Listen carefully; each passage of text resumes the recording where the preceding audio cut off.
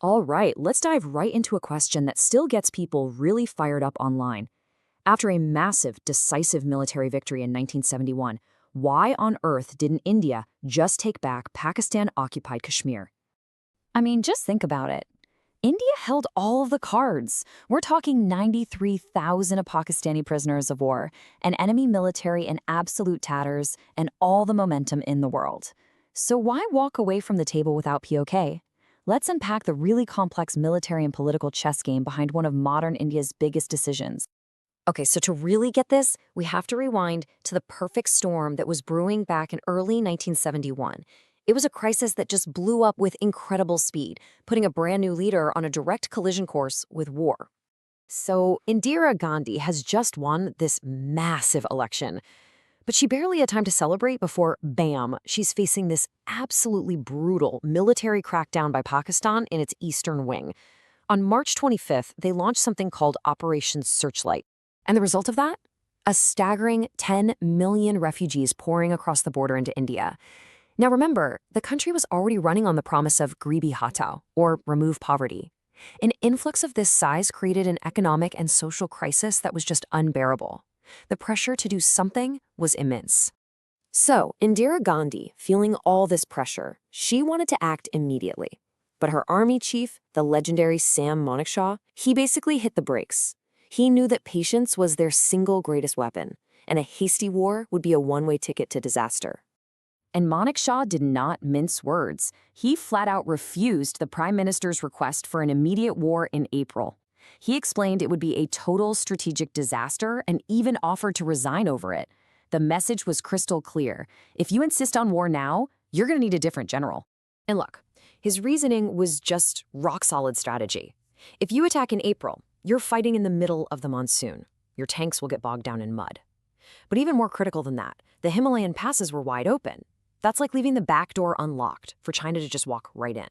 But if you wait until winter, now the army gets dry terrain, and even better, those mountain passes are completely snowed in. You've effectively taken China right off the board.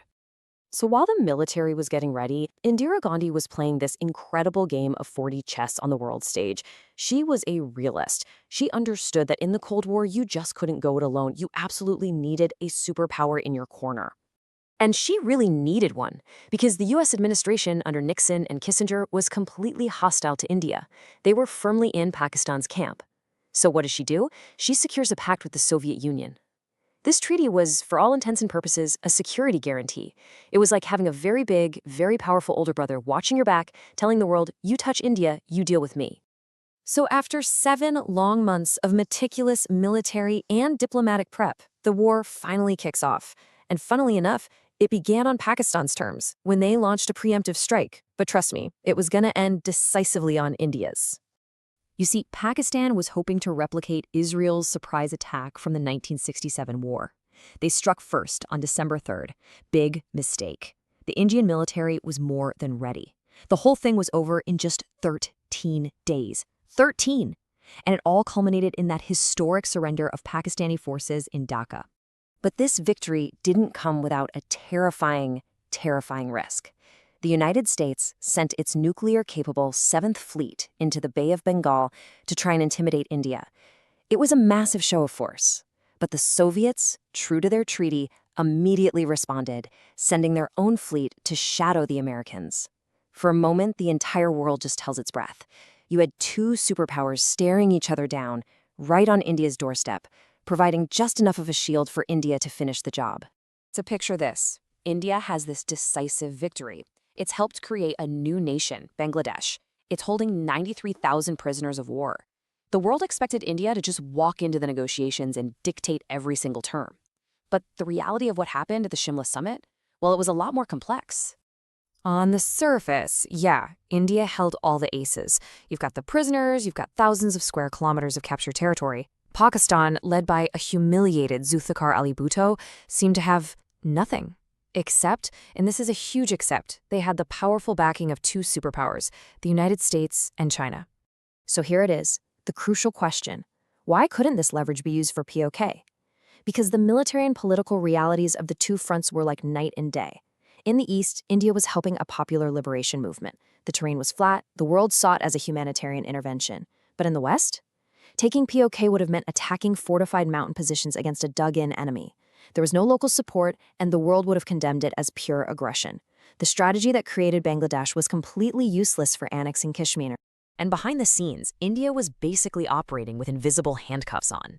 Its Soviet ally, having done its part, made it clear. Support is now off the table. They told India to de-escalate. At the same time, both the US and China drew a very clear red line, threatening to intervene if Pakistan was broken up any further. And on top of all that, the Indian army was just exhausted. Its resources were stretched to the absolute limit. And then came the final twist. When Indira Gandhi tried to use her biggest bargaining chip, those 93,000 prisoners, Pakistan's Zulfikar Ali Bhutto allegedly called her bluff with a shocking tactic. He reportedly said he didn't even want the prisoners back, calling them traitors who had surrendered. "You can keep them," he is said to have implied. Now, whether that was true or just a brilliant, cold-blooded negotiating tactic, it completely neutralized India's main point of leverage. So the final agreement wasn't shaped by the victory on the battlefield at all, but by the harsh realities of that negotiating table. The outcome was the Shimla Agreement. India returned the prisoners and the territory. In exchange, Pakistan agreed to two really critical things: to respect the new line of control in Kashmir, and to resolve all future disputes bilaterally, just between them. That second point was a major diplomatic win, intended to keep third-party powers out of the conflict for good. So you see, in the end, the decision not to annex POK wasn't a missed opportunity. It wasn't a sign of weakness. It was a sober, pragmatic recognition of the geopolitical limits of India's military victory. The international pressure, the military realities, and those diplomatic red lines, they were simply overwhelming. Which leaves us with a final thought, doesn't it? In a world that was teetering on the brink of a superpower conflict, with all these red lines drawn in the sand, was choosing long-term stability over short-term territorial gain maybe the most powerful and wisest move India could have made? Perhaps the greatest victory of 1971 wasn't what was won, but what was avoided.